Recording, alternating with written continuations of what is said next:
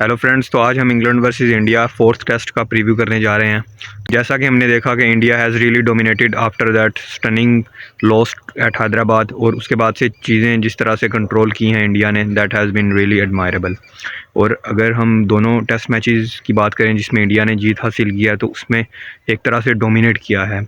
आप अगर इंटायरली देखो, चाहे वो बॉलिंग डिपार्टमेंट में देखो या फिर बैटिंग में देखो, इंडिया ने इंग्लैंड को कभी भी जो है वो फ्रंट फुट पर नहीं आने दिया।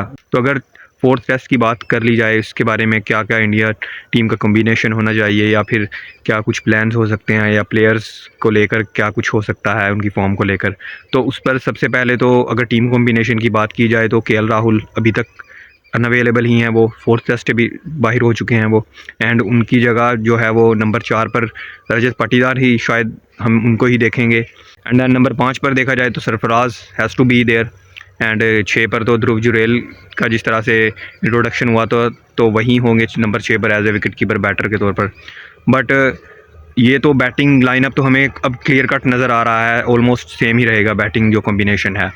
एंड बॉलिंग में अगर हम बात करें तो बॉलिंग में भी कॉम्बिनेशन तो सेम ही रहने वाला है।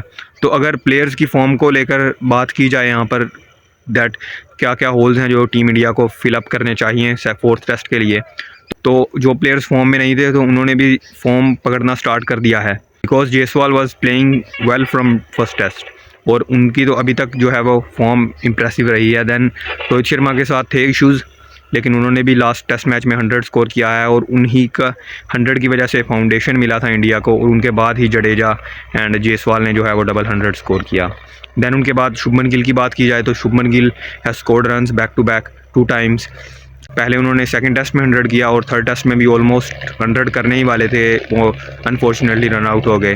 देन उनके बाद नंबर 4 पर पाटीदार शॉर्ट ऑफ रन्स रहे हैं थोड़ा सा, और उनसे एक्सपेक्टेशंस रहेंगी और उनसे उम्मीद रहेगी मैनेजमेंट की कि वो स्कोर करें इस बार, क्योंकि 2 मौके मिल चुके हैं उनको और बहुत ज़्यादा मौके उनको नहीं मिलने वाले। वो थोड़ा सा अपने आप को लकी भी उनको समझना चाहिए, फॉर्चुनेट, क्योंकि अभी विराट कोहली भी अनअवेलेबल हैं इस टीम में नहीं। देन आपके पास अभी केएल राहुल भी इंजरी की वजह से टीम से बाहर हो चुके हैं, वरना मिडिल ऑर्डर में इतने मौके किसी नए प्लेयर के लिए हमेशा से नहीं रहते, तो उनको कैश इन करना चाहिए जितनी अपॉर्चुनिटीज़ उनको अब मिल रही हैं।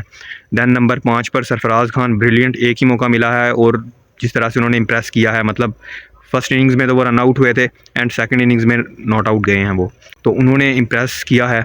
और the range of shots he was playing, that was really really admirable. Then उनके बाद अगर ध्रुव जुरेल की बात कर ली जाए तो उनका भी डेब्यू हुआ है and he is been quite impressive so far. Then batting में तो आपके पास इश्यूज़ जो हैं वो अभी मैं नहीं देख रहा बहुत ज़्यादा, अनलेस के 1-2 प्लेयर्स की फॉर्म अभी थोड़ी सी 50-50 है, बट ओवरऑल अगर बात की जाए तो ठीक है। रविंद्र जडेजा भी, अगर ऑलराउंडर्स की भी बात कर ली जाए तो जडेजा की तो मैं कह सकता हूँ कि he is in the form of his life. Test cricket में उनका नाम अब एक प्रॉपर ऑलराउंडर की तरफ जा रहा है, and I believe that he is the best allrounder right now, specially in test cricket. उनके साथ अगर ऑलराउंडर्स की बात की जाए तो रविचंद्रन अश्विन का भी जो अब रहता है इंडिया में परफॉर्मेंस, वो भी क्वाइट इम्प्रेसिव रहता है हमेशा से ही। अब हम नहीं देख रहे सिर्फ ऐसा, पहले से शुरू से ही हमने जब से अश्विन को देखा है टेस्ट क्रिकेट में कदम रखते हुए, तो उनका परफॉर्मेंस हमेशा से इंडिया में स्पेशली ठीक ठाक रहा है। दैन अगर बॉलिंग की बात की जाए तो एक चेंज हाँ जो मैं बयान करना चाहता था यहाँ पर, वो ये है कि जसप्रीत बुमराह को रेस्ट दिया जा रहा है, एंड दैट्स क्वाइट इंटरेस्टिंग। तो अगर जसप्रीत बुमराह को रेस्ट करने पर मैं डिस्कस करूं तो I am totally against it, because Jasprit Bumrah एक एसेट के तौर पर आप रखते हो उनको, और आप उनको स्पेशल टूर्स के लिए संभाल के रखते हो। वनडेज़ भी आप बहुत ज़्यादा उनको नहीं खिलाते, वर्ल्ड कप के बाद से उन्होंने नहीं ओडीआई खेला कोई भी। दैन T20s में भी आप उनको बचा बचा कर रखते हो, और वर्ल्ड कप से पहले या तो आप उनको यूज़ करते हो या फिर कोई इंपॉर्टेंट टूर हो तो वहाँ पर लेकर जाते हो। तो बचा कुचा एक ही फॉर्मेट उनके लिए बचता है टेस्ट क्रिकेट। अगर आप उसमें भी उसको रेस्ट देंगे बहुत, मतलब ज़रूरत भी नहीं है रेस्ट की, अगर तो कोई इंजरी कंसर्न हो तो समझ में आता है रेस्ट देना, बट इस तरह ऐसे ही रेस्ट दे देना किसी प्लेयर को, I am totally against it, specially in test cricket.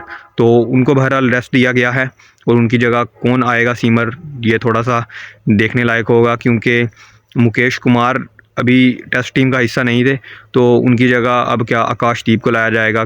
And उनकी जगह कौन सेकंड सीमर होंगे सिराज के साथ, that is going to be a question mark.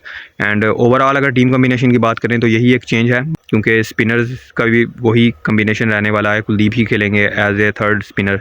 So anyway अगर इंग्लैंड के पर्सपेक्टिव से थोड़ी सी बात की जाए तो उन पर एक अलग मैंने वीडियो बनाया था, और उनके जो कंसर्न्स रहे हैं वो बहुत नोटेबल रहे हैं। एंड वील होप दैट वो अपने टेक्निकल जो इश्यूज़ हैं उसको सॉर्ट आउट करें, एंड इस सीरीज़ को रोमांचक बनाने के लिए और अलाइव रखने के लिए सीरीज़ को फोर्थ टेस्ट में कम बैक करें।